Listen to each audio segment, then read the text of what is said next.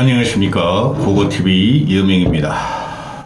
사흘 연휴 잘 보내고 계시는지 모르겠습니다. 사흘 연휴도 끝나가고 있습니다. 윤진님이 한번 싸주셔서 플래팅을 한번 해주셔서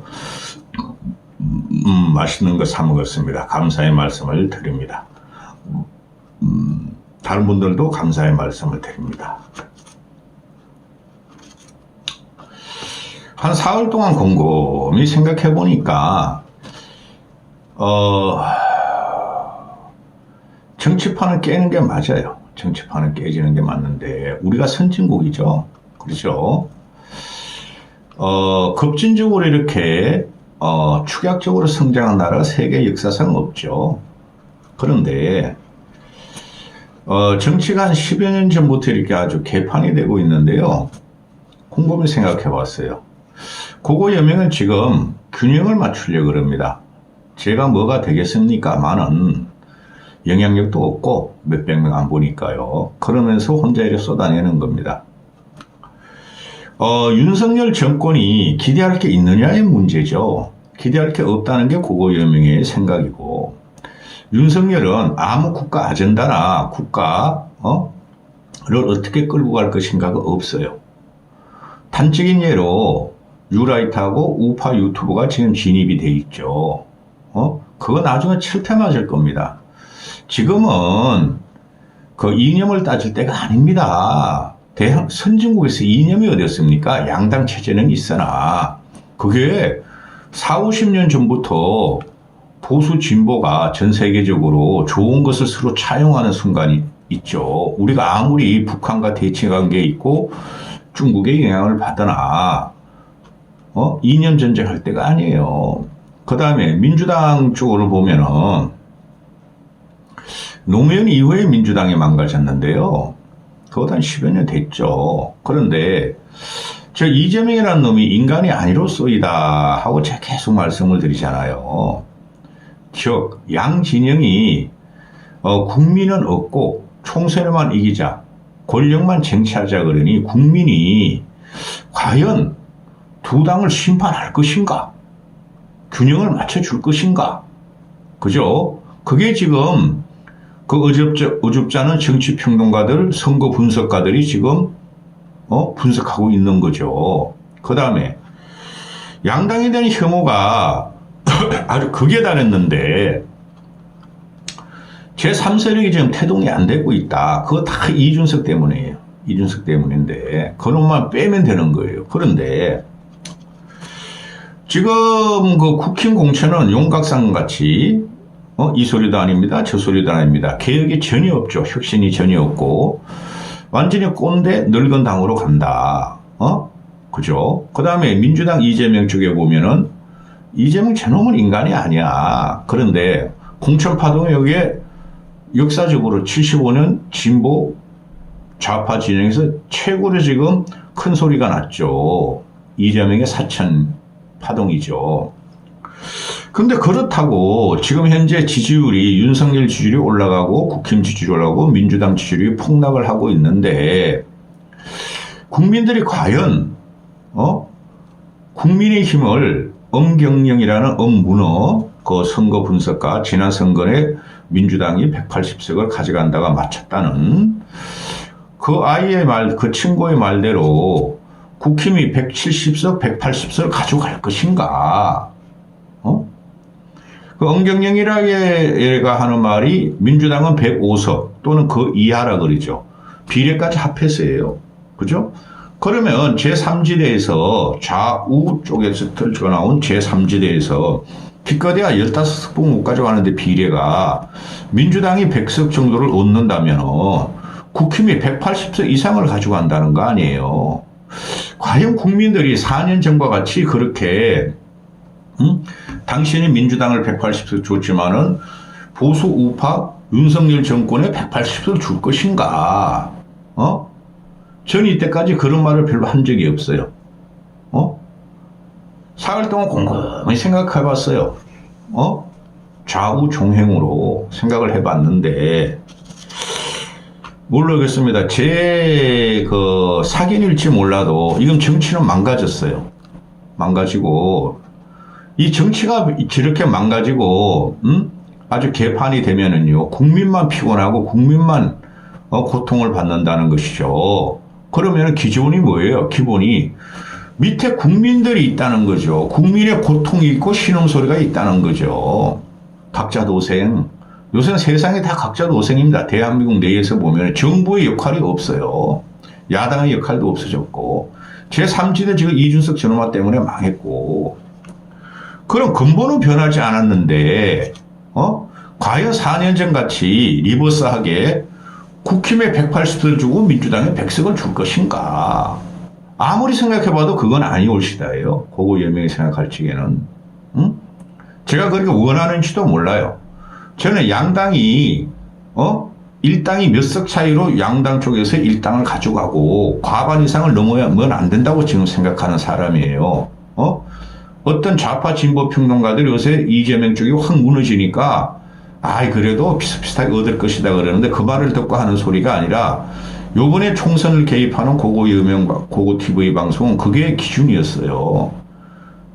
다 깨버려야 돼 이거. 자 보세요. 그 국민들이 탄핵 과정을 겪었죠. 이성만을 갖다가 3.15 부정선거로 쫓아냈어요. 하와이로. 그죠? 그거를 다시 건국을 했다고. 대한민국 건국은 이성만이 한 거 맞아요. 대한민국 정부를 수립하고 자유민주주의 국가를 만들었으니 미국의 사고방식에 들어왔으니 그런데 3.15 부정선거로 쫓겨나고 다시는 한국에 못 돌아온 이성만을 지금 국부로 띄우는 작업을 윤석열 정권이 하고 있고 그부들이 지금 하고 있죠. 저는 솔직히 국부를 갖다가 이성만으로 생각을 안 해요. 우리나라 국부가 없어요. 그리고 우리나라 75년 사이에 보면은 저는 박정희를 앞세우는 게 맞는 것 같아요. 박정희도 문제가 많죠. 삼성 개헌을 했고 유신을 했고 근데 그의 업적은 어마어마하죠. 대한민국 기초를 닦았죠. 물론 이성만도 대한민국 정신적인 기초를 닦았죠. 이념적인 기초를 닦았죠. 그죠? 거기서 반동으로 나온 게 박정희인데 그럼 지금 2024년 총선이 역사평가 작업에 들어간다? 거국, 우파, 이성만 이런 작업에 들어간다? 과연 국민이 그에 관심이 있을까 하는 거죠. 제 입장에서는 없을 것이다 하고 봐요.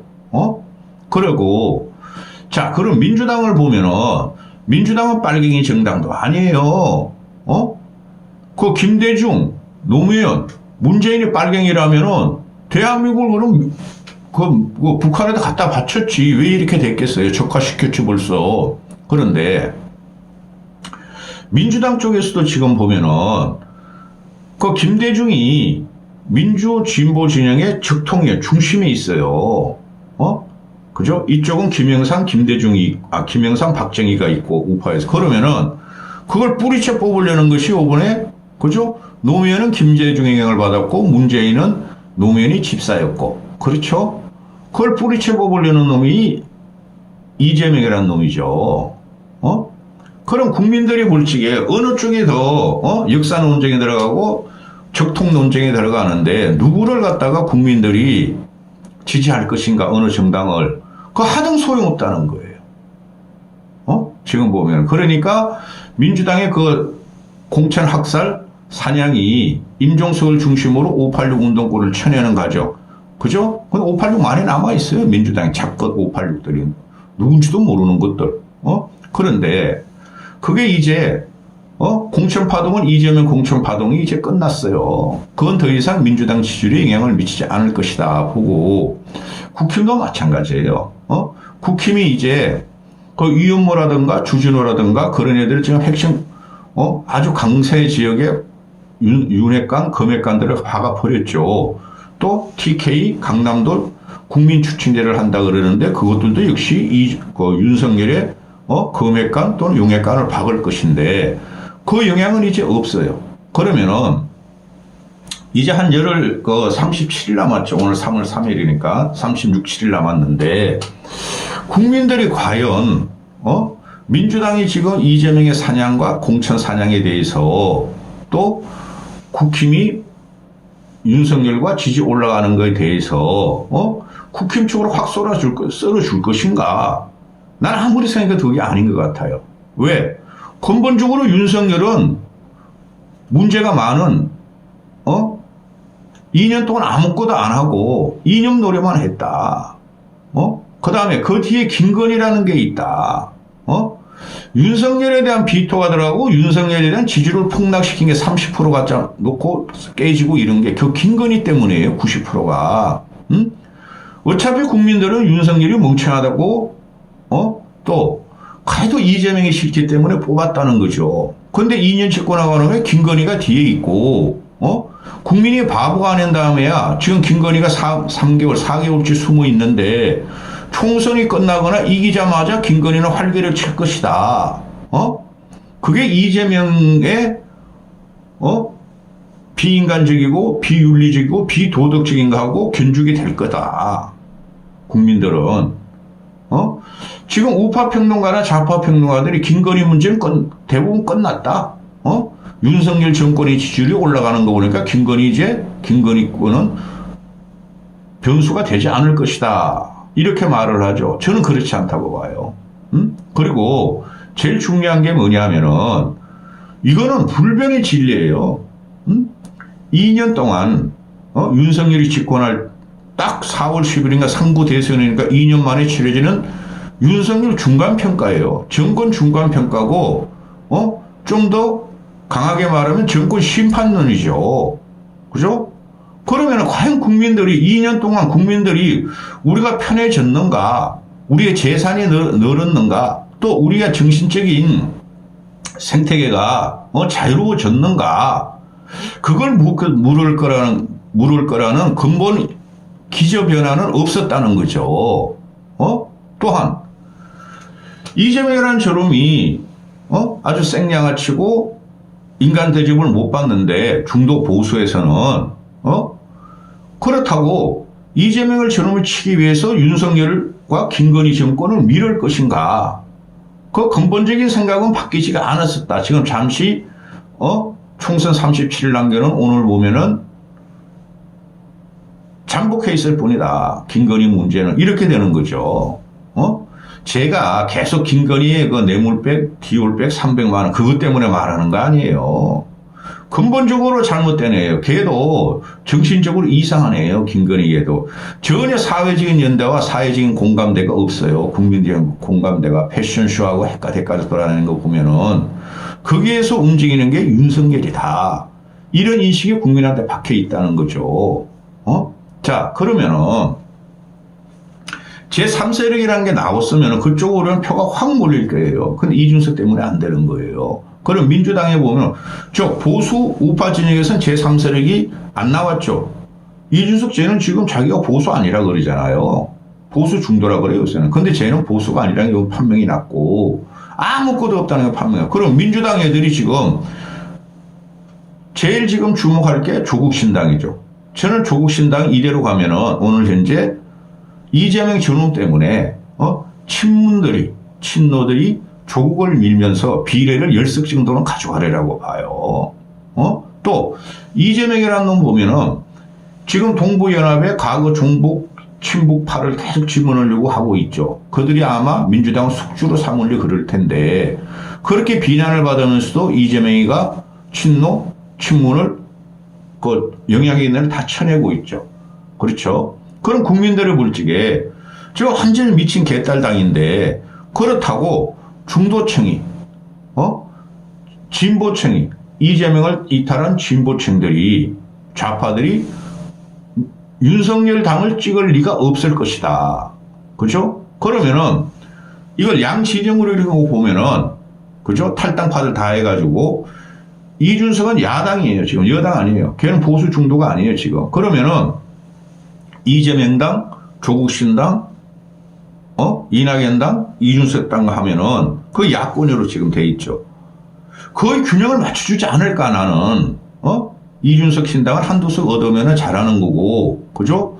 지금 지지율을 보면은 민주당 지지율이 빠지는 게 다 조국 신당으로 가고 있죠. 교차 투표한다 그랬죠, 제가.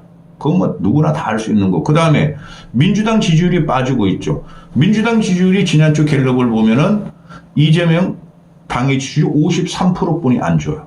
그들이 어디로 갈 것인가?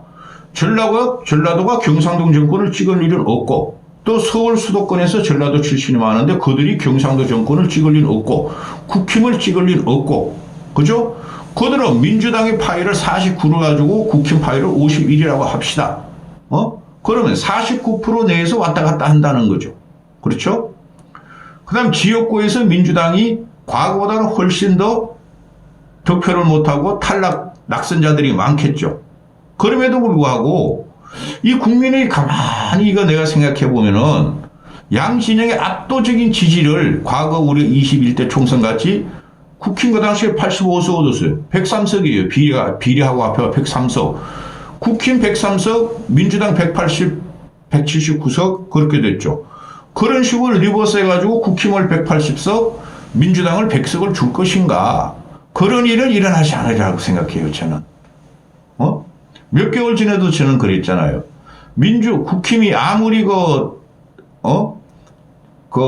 선거 참패를 하라도 120 내지 130석은 가져간다 그랬죠. 그런데 어저께 제가 말씀드린 대로 부울경이 지금 반타작도 안 되게 생겼어요. 민주당 애들이. 그 다음에 서울도 49석 중에 잘못하면은 민주당이 과반을 못 차려고 한 24석, 23, 4석분을 어려면 싹쓸이 할 수가 있어요. 그러면 부울경하고 그 서울 반타작 하면은 국힘하고 민주당이 그 25석하고 40석에서 20%, 50석이 가죠. 그죠? 그런데 충청도 지금 위험하죠. 민주당이 보면 현재 시점으로. 그러면은 충청도 25석 중에서 15석이 국힘으로 가면은 충청은 지금 반반이에요. 하여튼 서울과 부울경만 따지면은 약 25석, 25, 약 50석을 더 얻을 수가 있어요. 서울에서 50석을 국힘이 더 얻고 경기도에서 11석인데 거기서 10석을 더 얻으면은 65석을 더 얻죠. 지금 국힘이 뭐예요? 국힘이 지금 120석 정도 되죠. 65석을 더 얻으면은 110, 60, 175석, 180석 가까이 되죠. 현재의 분위기는 그래요. 그런데 아무리 생각해도 제가 기본적인 민심은 바뀌지가 않았다. 공천 파동 때문에 지금 윤석열의 지지율이 민주당 이재명의 양아치 공천 때문에 윤석열과 국힘 지지율이 올라가고 민주당은 폭락하고 있는데 오늘부터 한 열흘쯤만 있으면은 다시 어느 정도 정비가 되지 않을까. 만약에 열흘 후까지 오늘이 3월 13일인데 3월 15일 전까지 그래도 공천 다 끝나고 그때까지 민주당이 지금 20몇 프로 지지를 받고 국힘이 40몇 프로를 받고 윤석열 지지율이 40%라면은 완벽하게 국힘이 이기는 코스인데 과연 그렇게 될까? 자, 3월 보름까지 3월 중순까지 뭐가 남았죠? 공천 파동 다 끝났어. 그렇죠? 이제 3월 10일경 끝나고 나면 세게 붙을 거야. 한쪽은 정권 심판론, 한쪽은 뭐 할 거예요? 민주당 애들은 정권 심판 중간평가론을 갖고 오는데 국힘에서 할 게 뭐예요? 그때도 이재명 아침부터 일어나가지고 죽을 때란다. 잘 때까지 이재명 공격할 거예요? 이재명에 대한 평가는 대선에 끝났어요. 솔직히 말해서. 그리고 지금도 이재명에 대한 평가를 끝냈어요, 국민들은. 근데 공천파도 제가 말씀드렸던 5060 민주화 세력의 지지를 받는 친노 친문 DJ계를 다 잘라내니까 폭락을 했죠, 민주당이. 그들이 과연 지금 민주당 지지를 뺐다고 그들이 과연 국힘으로 갈 것인가? 중도로 남을 것인가? 사표가 되겠죠. 사표가 되면 국힘이 또 이기겠죠. 그런데 열흘 후까지도 지금 현재 분위기가 일어날 것인가? 3월 중순까지. 그리고 지금 윤석열과 국힘의 지지율이 올라가는 게 뭐죠? 의대 정원 문제도. 의대 정원 문제. 그럼 국민의 지금 한 60%가 한 보름 전에 70% 지지율 받던 게 지금 60% 지지율을 받아요. 그게 과연 총선 전까지 끌고 갈 수 있는 동력이 국힘에 있을 것인가? 윤석열한테 있을 것인가? 그러면은 윤석열은 지금 강공, 무조건, 무대법 한다는 거 아니에요. 과연 그게 될까 하는 문제죠. 윤석열의 지지율이 급등하는 건 그 의사와의 분쟁, 싸움 때문에 그러는 거죠. 의대 정원 문제 때문에. 한 포럼만 지나면은 국힘, 윤석열이 볼치고 여론이 변하네? 그때 가면 정부는 뭐 했냐고 묻지 않을 수가 없을 거예요. 그렇죠? 지금 말을 안 듣잖아요. 그 2030을 윤석열이 모른다니까요. 2030의 그 전공의들이 저렇게 하고 대학생들이 그냥 막 휴학 깨내고 막 전공이 임용 안 들어가고 그러는 거 부대뽀를 하고 있죠. 압수수색해? 그죠? 아니 왜 압수수색이 나오죠? 또 노교수들이나 병원장들은 복귀하라 그러지만은 압수수색하고 사급 조치하고 그래가지고는 의사들을 잡을 수가 없다는 게 제 생각인데요. 지금 윤석열 지지율과 국힘 지지율의 가장 큰 문제가, 가장 큰 동인이 첫 번째, 의대 정원 2,000명 몰아붙이는 거, 그 국민들이 지지를 받고 있으므로 그러고, 두 번째, 이재명의 공천 사냥 때문에 그러는 거죠. 그게 아마 선거진에 들어가서 끝까지 윤석열을 지지할까? 그리고 민주당 애들은, 임종석을 중심으로 임종석과 홍영표가 과연 나가가지고 이번 총선에, 총선 끝나고 영향력 말고 임종수가 홍영표 이런 애 등등이 이번 총선에 영향력이 있을까 하는 문제가 나오는 거죠. 그렇죠. 그러니까 기본은 변하지 않았어. 중간평가, 정권 심판에 대한 평가는 끝나지 않았어. 거기서 근본적으로 국민이 묻는 게 윤석열 너는 국민에 대해서 뭐를 해줬냐 2년 동안. 이걸 묻는 것이죠. 지금 경제적인 문제가 엄청나게 쌓여있어요. 윤석열 정권에. 단적인 예로 하나 말씀드리잖아요. 세계 주식시장은 지금 상승장이야. 예상 못한 거 AI가 주도하는 거. 우린 그게 없어. 그리고 국민들은 고이자, 집값, 교육비, 저출산, 물가고 사과 하나에 10,000원인 게 말이 됩니까? 더 오르는 게 구정 때보다. 이런 게 그대로 있어. 그럼에도 불구하고 이념 논쟁으로 이재명은 종북주사파, 엉터리 종북주사파 양아치고 윤석열은 뉴라이터, 꼴통, 보수, 우파, 앵그리 유튜버를 갖다 집어넣고 대치를 하는 이거를 양쪽 극단을 나누면은 말이죠. 60% 정도가 합리적인 지성들이에요. 그들이 어떤 판단을 내릴 것인가. 아무리 생각해봐도 고고TV에는 앞선 구도가 없을 것 같아요. 양쪽이. 누가 일당이 되느냐의 문제인데 저는 솔직히 보수주의 입장에서 국힘이 일당 되면 좋겠어요. 우리 2016년도에 어떻게 됐죠? 민주당 애들이 그때는 안철수가 있거든요. 안철수 훌륭한 분이라니까. 제3신당 솔직히 제일 성공한 건 안철수뿐이 없어요. 정주행은 조단위로 풀었잖아요. 현대그룹 전지원 30만 명을 동원하고 그죠?